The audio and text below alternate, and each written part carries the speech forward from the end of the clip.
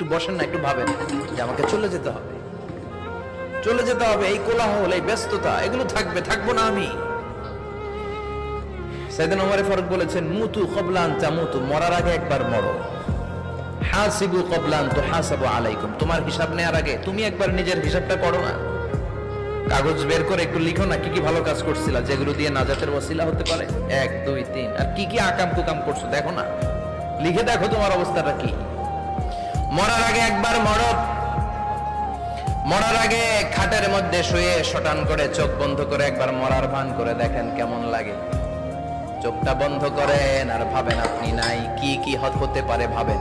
আপনার ছেলে মেয়েরা কান্না জুড়ে দিবে, আপনার প্রাণের স্ত্রী বিলাপ শুরু করে দিবে, বন্ধু বান্ধবের চিৎকার আর মাতম, স্থানীয় এলাকার মসজিদে ঘোষণা, অমুক এলাকার নিবাসী অমুক ভাই অমুকের ছেলে অমুক দুনিয়ায় নাই। সব আত্মীয়রা চলে আসবে, ফেসবুকে স্ট্যাটাস দেয়া হবে, সবাই সবাইকে জানাবে বিকাল 4টায় অমুক হাই স্কুল ময়দানে আপনার জানাজা।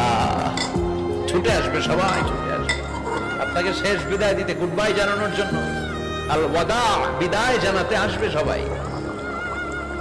4 তাকবীর দিয়ে আপনার জানাজা হবে, অশ্রুসিক্ত জানাজায় আপনার বিদায় হবে, কাঠের খাটিয়ার মধ্যে করে কাঁধে তুলে আপনার কবরে নেওয়া হবে, আগে থেকে খুঁড়ে রাখা কবরটার মধ্যে আপনারে বিছিয়ে দেয়া হবে, বাঁশের কচি দিয়ে তার উপরে মাটির চাপা দিয়ে সব চলে যাবে।